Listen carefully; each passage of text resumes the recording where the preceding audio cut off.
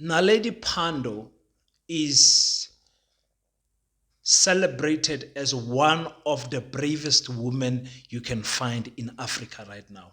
I'm mostly for her stand in Pan-Africanism and recently for her stands of fighting Israel massacre against Palestine. She is a woman that is not afraid to speak her mind.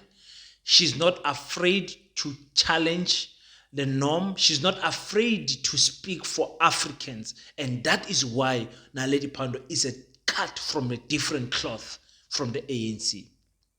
Top shelf leadership. People who don't care about what you're going to say about her. For many years, she's always served South Africa in flying colors. She speaks about Pan-Africanism. She speaks about open borders in this speech that I'm going to play for you guys. But there's some things I want to point out and bring to your attention. Welcome to King Said So, Africa's one land, one language, one currency, one army on King Said So. Africans can unite. Your Pan-Africanist podcast. Enjoy. Black Heart, the hustle continua. 100% good quality t-shirts, made to inspire your goals and dreams. T-shirts are now available at an affordable price. Place your order now. 068-473-6908. Instagram at Black7576. Facebook page Black Heart. Peace in Pan-Africanism to all my African brothers and sisters from all around the world. Welcome back to King Says So. I'm your host, King 053, Mr. Easy, Imali Eneng, and we're back at it again with another one. And this time around, I'm speaking about Naledi Pandor. The question and answer session that she had, I believe in the BRICS summit, something. I don't know. I'm not sure. Got the video, but some serious points that she's carrying there. The video is about 20 minutes long, but there's two segments, or rather two questions I want to address myself because I believe in those 2 points that I want to carry, one of open borders and other point, the second point of African unity. I want to address those points properly because I think there is something I can add there, especially when it comes to the open border topic, because many Africans do not understand it, especially here in South Africa. The word open border is taboo. Many black South Africans don't understand what open border means. So I wanted to let me say, assist her or add to what she's saying, which is quite correct, a little bit more meat in it so that you guys can understand this topic better. Not blowing my own horn, but I believe I'm one of the people that explains the open border situation better, and people that I have debated over this the open border situation have come out to say, I understand what you are saying, King. If it's done that way, I would do it. But first, let's listen to what Umamu Naledi Pandor is saying. Yeah. On the open border issue, I don't think at this time. One, I think we need more efficient management of immigration in South Africa. Two, I think we should ease access for our fellow continental citizens. But three, I believe those countries have an important obligation, one, to have a proper civil register of their citizens and to issue proper passports. Once that is in place, I will support open border. But at this moment, not all those things are in place. They're still being worked on. And I think through open border, we're just going to have the confusion of the kind of migration problems we have today. So I think we need better managed migratory processes as South Africa. Okay. Those who have made it so far in the video, congratulations, because you're about to hear my thoughts on open borders. And you heard what Umamu Naledi, Umamu Grace Naledi Pandor said. And like I said, I wanted to add a little bit so that I can put your spirit at ease when it comes to the open border system. Number one, the name open border is giving people problems. People, when they hear open, I think they're interlinking it with lawlessness. When people hear open, they see the correctional service or the border patrolling units, people packing and leaving the borders alone and going back home. So I'm saying, let's change that name. I've got a name for the new border open border situation, and which is the Unified Migration Border System. Unified Migration Border System. So by unified, it is very important to understand that we need to unify so that there can be a same uniform approach to the border system, migration border system, unified migration border system. African, actually, we need to start with the word A. African unified migration border system. I think that sounds better. Just came up with that name now, literally. Okay, I just added the A now. So African unified migration system, when I explain it, this is how I explain it. For you to have open borders, okay, it does not need to take 20 years. There are few departments that you need to interlink with each other for this system to work easily.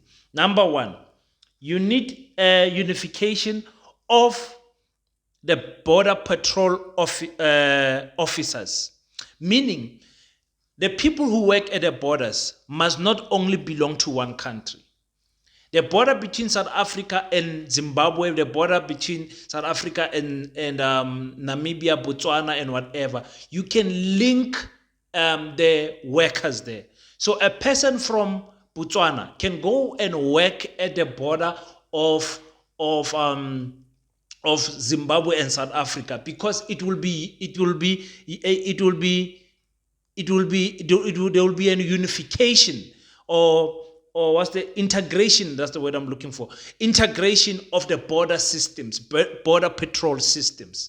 So all of them will wear one uniform. When you go to the Lesotho border with South Africa, you find the same uniform. When you go to the South Africa, Mozambique, same uniform. South Africa, Swaziland, same uniform. South Africa, Namibia, Botswana, same uniform. Zimbabwe, Botswana, same uniform. Botswana, Namibia, same uniform. Zambia, Malawi, same uniform. Same uniform, working under one department.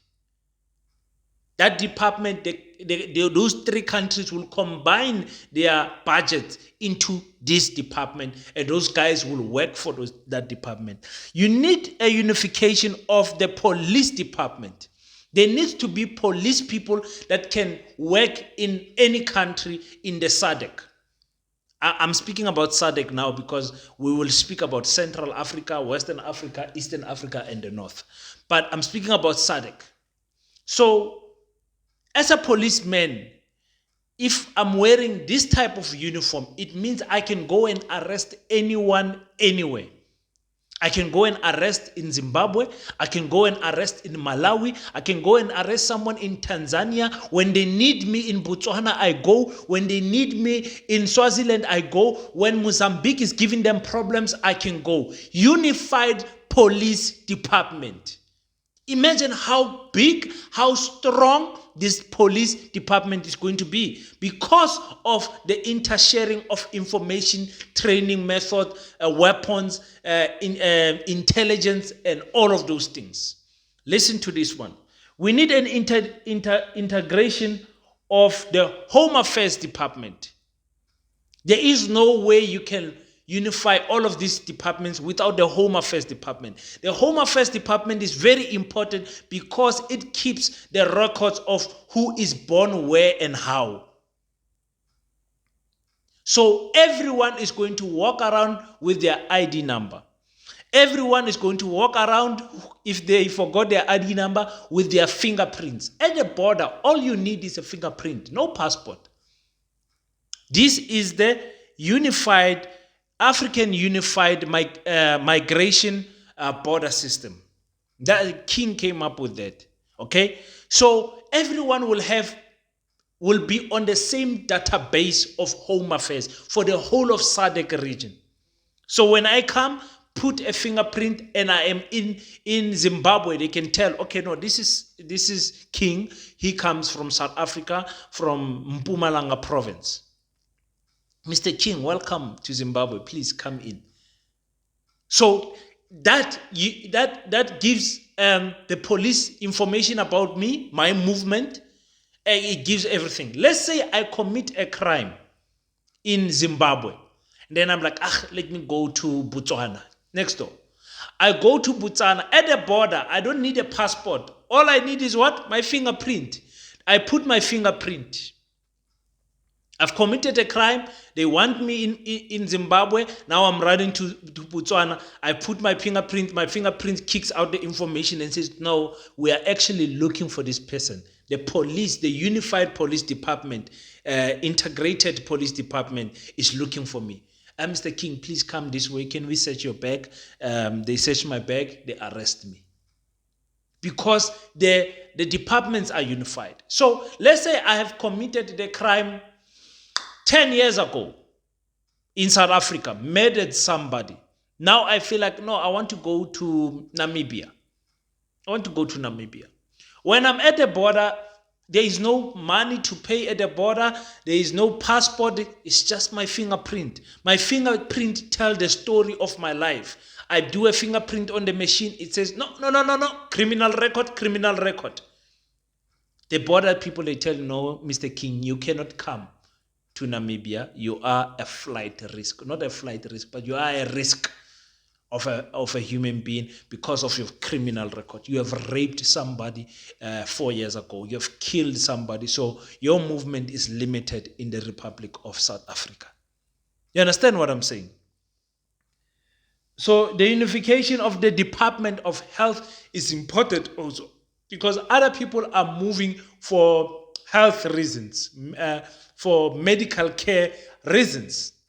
Now, it is not necessary for that to happen. If we as South Africa can work with Zimbabwe, with their minerals, hospitals can be built in Zimbabwe in no time. Zimbabweans don't need to cross South Africa to give birth. Remember, Zimbabweans are facing a situation where to give birth, I think the stats that I saw last time, it was like 6 in every 10 people who give birth die. Or it's either the child dies or the mother dies. So they are like, no, I'm not going to die in Zimbabwe. I've got a neighboring brother country. I'm going to go and give birth in Limpopo in South Africa, where I know the nurses are going to take care of me. Whether I give birth on the hospital floor or I give birth in the waiting room or on a bed, it doesn't matter. In South Africa, it's better. The minerals that we have in our countries can build hospitals. But the problem is that we don't own the land that has the minerals.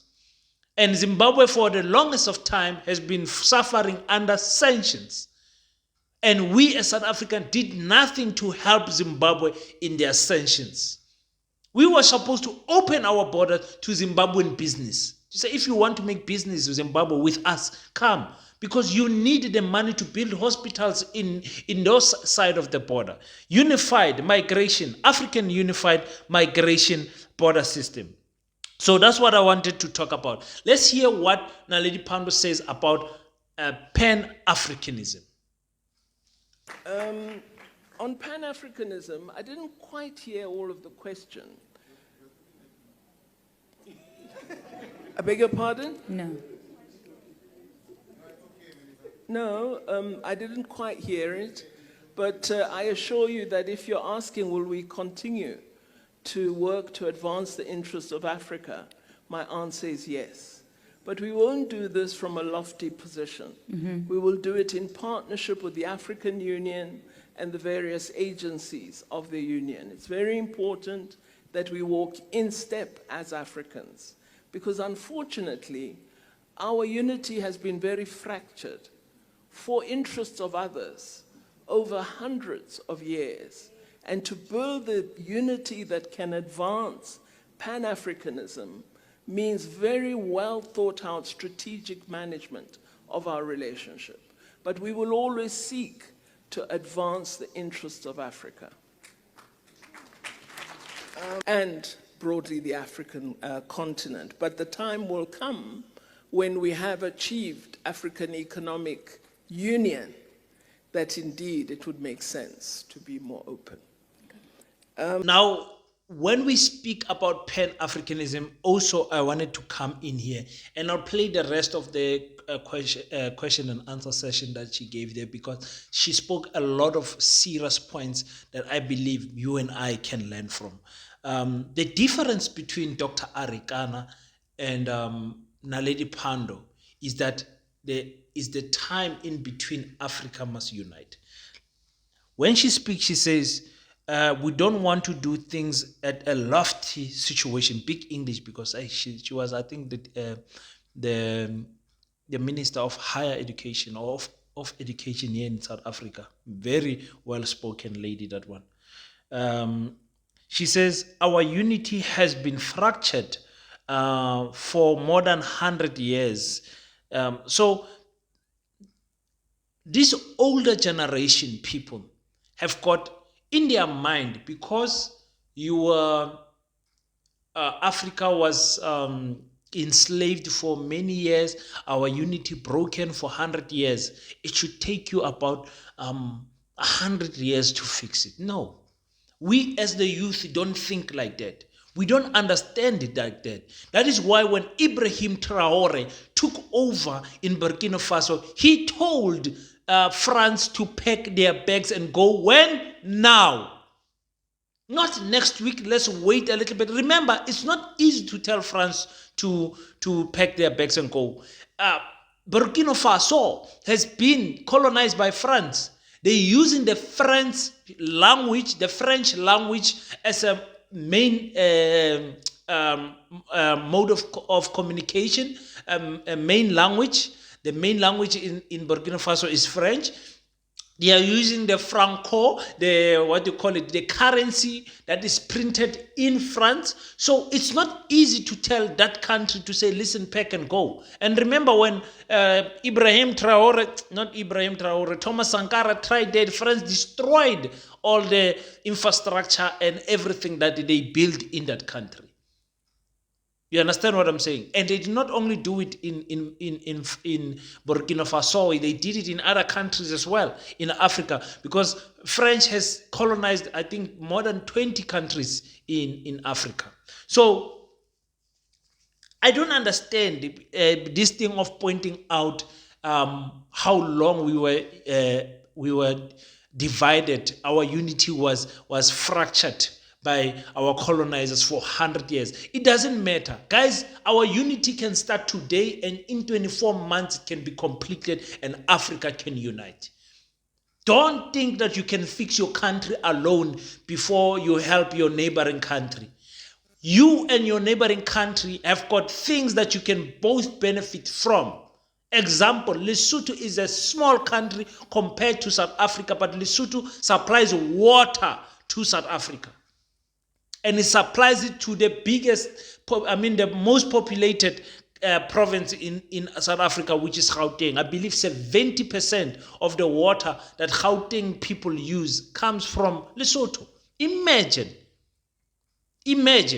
So I always make that example just to give you one example. So he says we will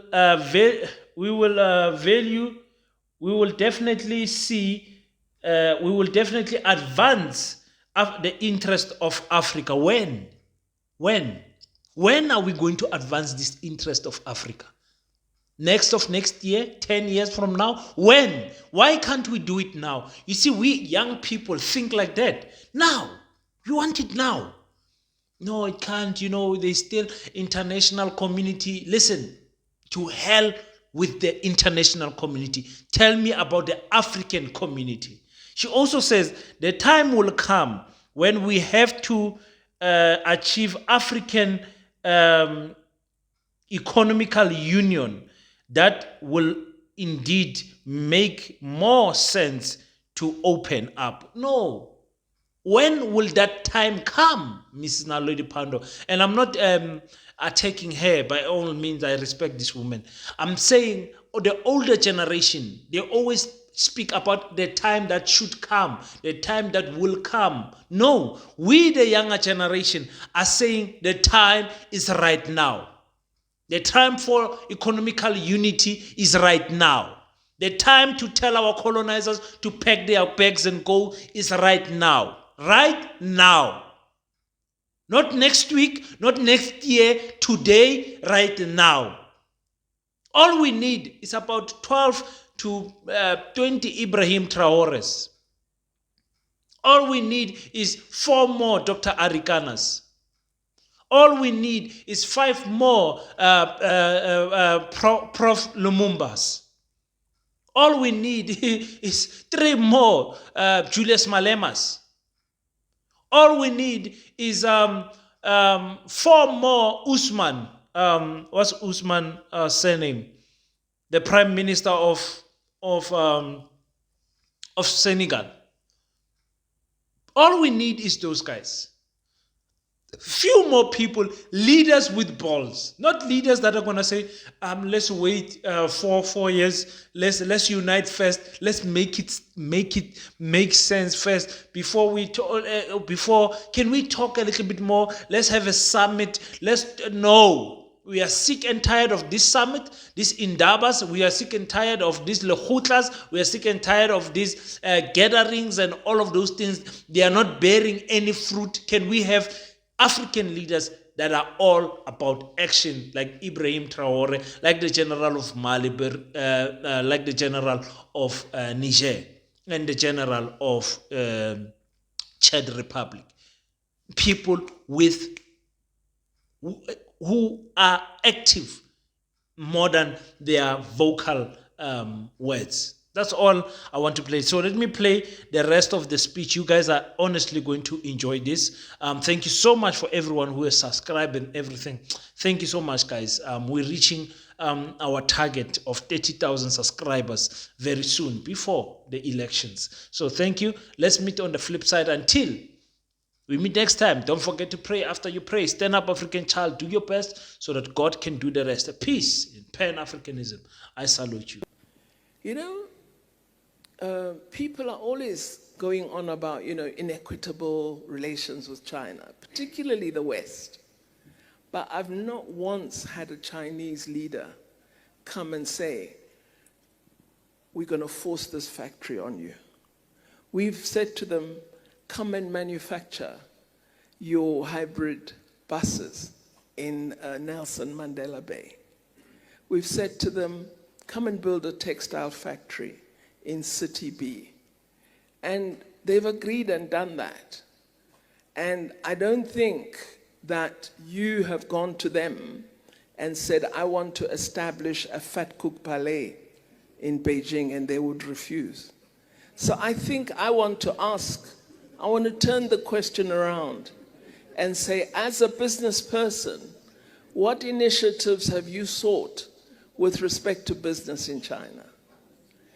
That we need to turn the question around and test whether it is possible for us to also access those markets.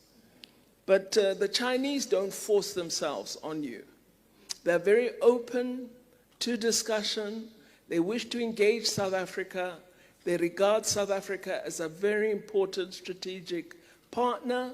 And I think if we put something to them which makes good sense, they will accommodate us. So let's come up with those ideas, and Interco, through our embassy, will try and assist to ensure that they're realized. But I haven't found that China is a negative force for us as South Africa.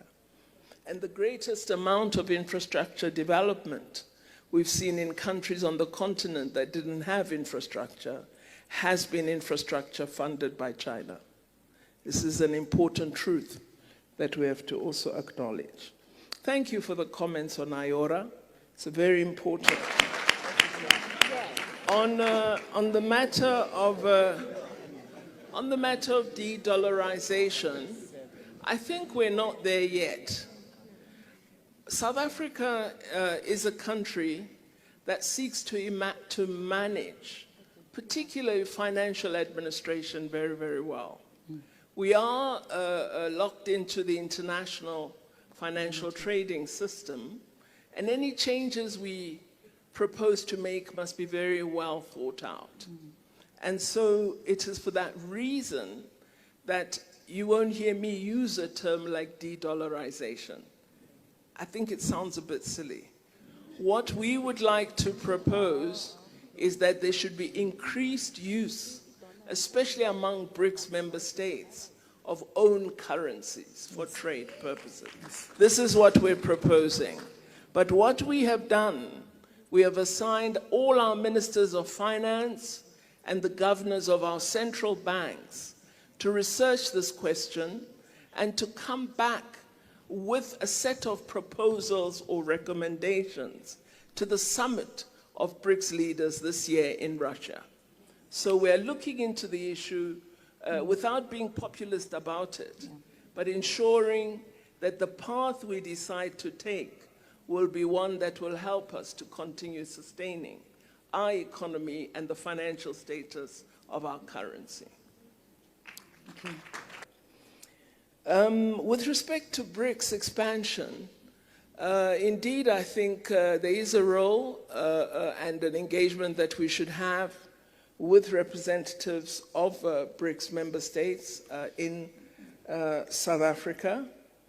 But I have to also add that I do see an increasing application to become members of BRICS. Russia is the current chair, and they're overwhelmed by the interest. So we also need to look at how we manage this, because you don't want to become so big that people start to imagine you're an alternative to global institutions. So we've got to really manage it very, very well. I am pleased that in terms of the new development bank, we have got expanded membership from 5 to now 8, and I expect that that number will grow. We own that equity, and it's fantastic to be managing our own financial institution and to currently still have AAA rating. I think that's really exciting. Program Director, I've answered the questions, but there's a very stubborn gentleman right at the back who keeps putting up his hand. I don't know whether you wish to acknowledge him or the time is red and is really up. The Program Director says you have to go for your SAB Yes. treat. Yes. I'm against I really, that, but really do apologize. Well, I wish I had the answer. I saw that you had the DG of Minerals and Energy here. I hope you asked him that question. I think part of it is that we've not been bold enough. We need to be bold. There are areas where we have done well. For example, with the use of titanium in the surgical sector, particularly for physiotherapy operations, replacement of limbs and so on, we've done very well. Titanium with respect to plastic surgery has been a real innovation in South Africa, but I think we need to see more. So with respect to what we've done, with excellent incentives for the automotive sector, I don't see why cyclical converters cannot be made in South Africa, or a large part of them. So there are, I think, give and take that we can have with other countries, because it will be a battle, and we will need to negotiate it strategically and very, very carefully. Because as I speak, I also know we're a small economy in world terms. Our economy is not as large as that of California, So clearly, there's work that we need to do. And to answer the gentleman at the back, I believe the economy of South Africa will grow. But it will grow if we work hard and support our economy. If we are the ones who are beating down our country, which I'm told by foreigners we do the best of any country in the world, we will cause our country to be regarded as not very opportune for anyone to take up interest in. So our own rhetoric and dialogue about our country by us needs to change. We need to infuse confidence in ourselves and in our people, because if we constantly put ourselves down, we will be down. So I think for me, the levels of growth at the moment are not satisfactory, but the fact that we've been able to achieve almost 4 times where we are now means we can achieve 8 times where we are today. With hard work, with innovation, with more entrepreneurs. So as the Black Business Council, part of your task must be to grow the numbers of entrepreneurs in our country, to encourage everyone to at least try and sell something, try and make something, try and earn something. If we can change our ethos, I believe, yes, we will contribute to that BRICS global GDP figure, much more than we're contributing today. But you must have the confidence I have in South Africa that you must share my confidence in our country. Then you'll have a fantastic country. But if you are a person who is really the best person at criticizing our country because you think that shows how independent you are merely doing us down. And often, the ones who are the best critics are making the worst contribution. So let's change our dynamic. Thank you. Thank you, Minister. Our various departments, as well as private sector business leaders and organizations. Currently, we have a quarrel with the European Union against non-tariff barriers that are being imposed toward our citrus. And we have found that business formations in South Africa have been very helpful, both in explaining the nature of negative impact of these non-tariff barriers, but also the value of more open markets to us as a developing country with respect to the North. So private sector, business leaders, and organizations that are sectorial are often very helpful in helping us in our international diplomacy work. You would all know that BRICS is becoming an increasingly important forum. Its members have officially overtaken the G7 in global GDP, and the trend is set to continue upwards. The 5 core members of BRICS contribute 31.5% of global GDP, while the G7 contributes 30%. BRICS is expected to contribute over 50% of global GDP by 2030, and we believe this may happen even sooner with the enlargement of BRICS in South Africa's summit last year. Through BRICS, we've implemented a number of agreements and partnerships which have fostered a mutually beneficial relationship, leading to increased exports and imports between our country and China. We need to do much more with respect to opening up markets in India, but we're having that discussion, and I believe we will see benefits soon. These developments and opportunities have boosted our country's economic growth, but also helped to facilitate technology transfer and skills development. In participating in this grouping of emerging economies, we've taken a strategic decision to collaborate with like-minded countries in addressing global geopolitical and economic challenges. This includes advancing our interests through transforming international finance and in the international trade architecture. BRICS, as you know, chose to establish alternative mechanisms, instruments, and institutions to challenge contest, and complement the existing economic, financial, and trade institutions. An important example is the creation of the new Development Bank. Its role was set to create competition and equally complement the role of the Bretton Woods institutions by providing alternative funding for international infrastructure development projects. The bank has to date approved 80 investment projects in all BRICS member countries for a total amount exceeding $30 billion US. It has approved 11 projects in South Africa, valued at $5.4 billion, directed at improving service delivery in areas of energy, of water, and infrastructure, such as roads. BRICS has over the years proven to be a formidable voice of the global South and has shown that it is sensitive to the needs of the South. So it's been unsurprising that in the past few years, there's been a keen interest from many countries to join BRICS. With this interest growing, we as chair in 2023 successfully led the initial process of expanding the BRICS Forum. Of course, intra-African trade has also been a central part of our trade strategy, and economic diplomacy has become important in South Africa's international relations, linking our domestic priorities of industrialization and manufacturing with our foreign policy aspirations.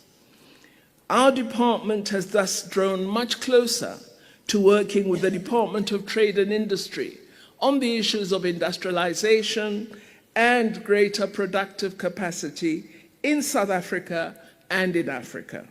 Our diplomats have had to learn the skills required in finding markets for South African goods, while also finding new ways to attract foreign direct investments to our countries. We have sought to support our government in this regard. I see that my time is also coming to an end. I wanted to speak about the importance of the African Continental Free Trade Area and the important role it can play in addressing the low level of participation of Africa in the global economy and in world trade. I believe that it is possible through the AFCFTA to have Africa creating a very large free trade area, bringing together all 55 countries of the Union and our 8 regional economic communities. Through the AFCFTA, we intend to create a single continental market with a population of 1.3 billion people and a combined GDP of approximately 3.4 trillion US dollars, if we are smart about executing the African Continental Free Trade Agreement. I believe that one of the areas that we should give real attention to is the subject of industrialization and productive capacity. And the means of doing it is to address the rich mineral resources that we have in Africa and develop the ability of value addition on our continent and not outside it. We have got manganese in South Africa. We have titanium. We've got diamonds, we've got gold, we have large swathes of platinum, rhodium, palladium, all the ores that are related to platinum. It shouldn't be easy for us to merely dig out and export. We must insist that we refine on the continent and we export value-added products. So, being a person who likes to give advice, I have said to our colleagues in Zambia, who have now found quite significant cobalt and titanium deposits, that I see that Great Britain is taking a great deal of interest in them. And I've said to them, before signing on the dotted line, ask where the factory will be built.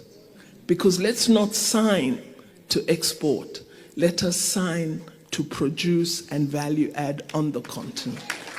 So alongside doing our own economic diplomacy for our country, we also, through our Pan-African ideals, are working with other governments to promote full African development, full African productive capacity, industrialization in Africa, and the reduction of dependence on others. I thank you very much for the opportunity to speak to you.